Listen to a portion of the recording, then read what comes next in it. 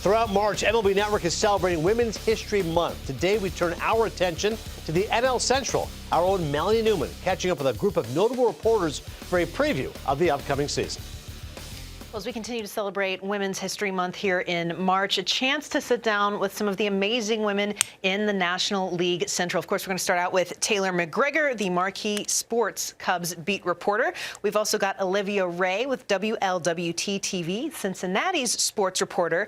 Hannah Mears is joining us with Sportsnet Pirates as their sideline reporter. Of course, we have Sophia Minnaert with the Milwaukee Brewers reporter and FanDuel Sports Network Wisconsin. And we have Katie Wu, the Athletic Cardinals beat reporter. Ladies, it is so amazing to have all of you here with us right now. So many different pieces of each of your careers that I love to glean off of and learn from and look to for that support. But let's talk about the Central here for a minute. There were a few big changes over the offseason. This is a division that I'm really excited about because it does feel like it could be anybody's this year. Cincinnati brings in Terry Francona at the helm, his first time in a Reds uniform. Of course, the Cubs go out and get Kyle Tucker, a big bat there, but just one of many. So what has been the mission statement heading into camp so far this spring? And Taylor McGregor, let's start with you. Yeah, I think it's simple. In Chicago, win more games. They won 83 games a year ago, and they saw that the standard was Milwaukee with 93. And so that's what they're chasing. And Craig Counsell made it very clear you need better players to win more games. And so the addition of Kyle Tucker was a big one. An offense that really struggled for about 2 months. They finished 7th in the National League in runs per game, but somebody who's going to bring power and who's just an elite talent, not only in the field, but at the plate as well. They're really excited about him. And so if they can just continue to make subtle advances in every single position group and in every way, I think they're hopeful. And they made some additions to the bullpen as well, bringing over Ryan Presley from Houston, which was really important for them to help stabilize the back end of the bullpen early in the season. So I'm excited to see what the Cubs could do this season, but certainly the benchmark has been Milwaukee, and that's what they're chasing at this point. And we're always going to love that storyline between Milwaukee and the Cubs for, as you mentioned it, Craig Counsell and every relationship that interties there. Now, Olivia in Cincinnati, speaking of managers, Terry Francona is obviously not new to the game, but the Reds get him essentially out of retirement and to lead the charge this year. So what's it like for them?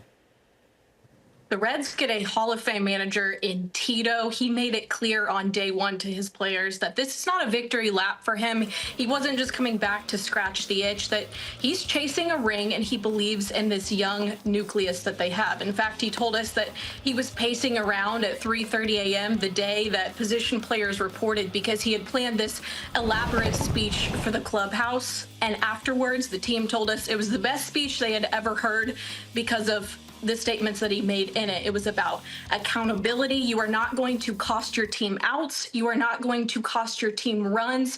The Reds, of course, made 97 errors, 5th worst in baseball last year. And that is their mission statement, is to be aggressive, but to be smart about it. And Tito had them ready to run through a brick wall. In fact, that was a direct quote from Brent Suter on the first day of training camp in Goodyear.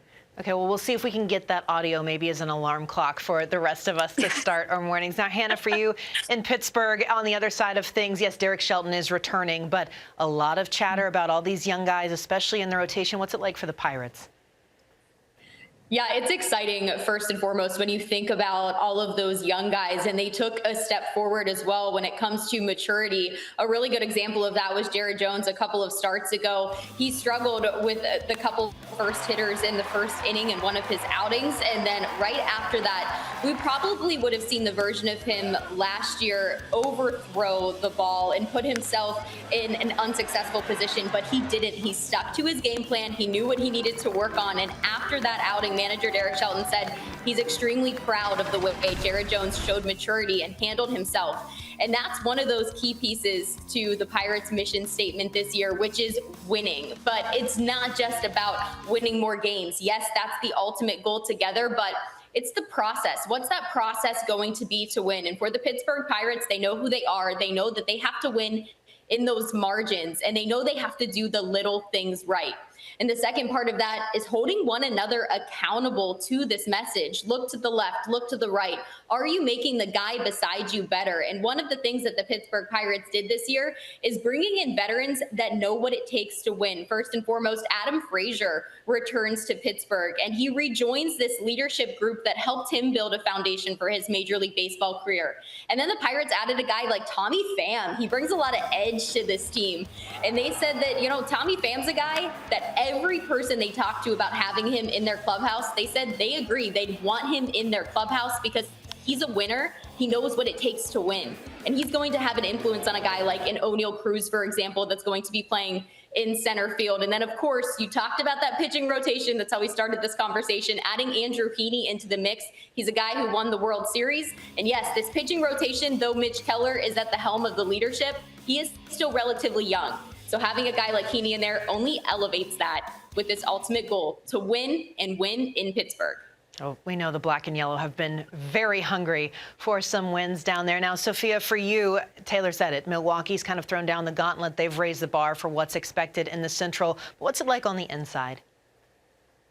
Yeah, look, I think Pat Murphy set the tone really early when he took over as manager last year, and his message was really simple. It was win tonight. And that message is simple, but it really connected with a team that has a really young core. And Milwaukee has kind of built this run since 2018 based on pitching and defense. So as Taylor said, they won 93 games. They won the division by 10 games. They were definitely overlooked last year. Nobody picked them to win the Central, and certainly not by 10 games. Their pitching staff was tested in terms of their depth more than probably any other season. They used 17 different starters. They started the season without their National League Reliever of the Year, Devin Williams. They used 12 different relievers to record saves. And despite all of that, they finished with a 365 team earned run average, which was 5th best in the league. And then they go out and they win the National League Team Gold Glove for the second consecutive season. They have the Platinum winner in Bryce Terang at second base. He was phenomenal, leading the league in defensive runs saved. They had a Gold Glover in right field in Sal Frelick and a Gold Glove finalist in Blake Perkins. And unfortunately, he's dealing with a shin injury right now, so he won't be ready for opening day. But the pitching and the defense showed up for Milwaukee, and so that's going to be true for them again this year. They did revamp their starting rotation. They added Nestor Cortez in that trade with the Yankees. And then just this past week, they signed Jose Quintana. So I think for Pat Murphy and the Brewers, like, they're very comfortable being overlooked. They're comfortable being underestimated. This is not new for them. But I think they feel like they have all of the pieces. They're returning essentially the entire position player group. Oh, by the way, they're hoping to get Brandon Woodruff back in the starting rotation at some point this season. And Christian Yelich is coming back from his back surgery. And he was an all-star last year, on the verge of another batting title. So getting a healthy, productive Christian Yelich back for a full season, I think they're all really excited about what this season could look like for Milwaukee as they try to defend that division title. I think baseball fans collectively looking at what Yelich has gone through to really push to have this career that he started out with. It's exciting for everybody. Now, Katie, in the Cardinals camp, a lot of people, especially the Cardinal Red, waited to see some big moves come around, and they kind of decided they're going to work with what they have so far. So what is going on there? Yeah, the Cardinals are in the middle of what they like to call a transition period. Longtime president of baseball operations, John Mozeliak, is stepping down at the end of the 2025 season, and Chaim Bloom will take over in 2026. The Cardinals want to figure out what that next core of players will look like after 2 rather disappointing years in St. Louis. The unfortunate part of this transition period is that the Cardinals haven't really solved a lot of their questions, and they come in with 2 weeks left in spring training, still trying to answer what kind of team they want to be. The mission for St. Louis this year is to win as many games as possible while giving as much playing time to as many young players as possible. They want to see what their young guys like Jordan Walker, Nolan Gorman, Lars Nootbaar, who can stay healthy, what that looks like. They also felt a little bit like they could still compete, mainly because they had a lot of veterans that they were not able to trade or didn't want to be traded. Sonny Gray and Wilson Contreras expressed a desire to remain in St. Louis when the Cardinals first announced this transition period, so of course they remained. The Cardinals were unable to trade Nolan Arenado despite a 4-month attempt, so he'll be back at the hot corner for 2025. And they did not trade Ryan Helsley, which was surprising throughout the industry for a team that's looking to reset. They decided to keep their closer, set a franchise record 49 saves last year. So it seems like the Cardinals want to win, but they also want to see what they have in the future. It remains a little bit unclear to see how they can do that.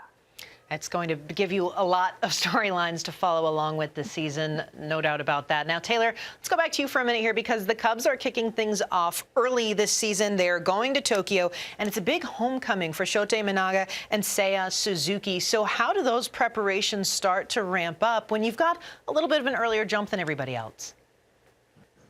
Yeah, a lot of that was already done in the offseason. You just had pitchers start to throw earlier. Position players, picked up their routine maybe a little bit sooner than they would have in a normal season. But I think the message around the Japan series is we should all be very grateful for this opportunity. It's one that only a select group of teams get to experience. And so Craig has been very adamant about having his players lean into the experience. And then it's going to be awesome. I mean, you mentioned Imanaga and Seiya, and then obviously on the Dodgers side with Yamamoto and Ohtani, like it's just going to be so cool to see the way that all of those players are received. And I would say that's the excitement around camp, is just to see those players in their home country and the reception from fans. There's a lot of excitement for sure. It's that globalization of the game that we love so much. Well, Taylor, Olivia, Hannah, Sophia, and Katie, thank you all for joining us, representing the National League Central, getting us ready for the season. It's going to be an awesome one.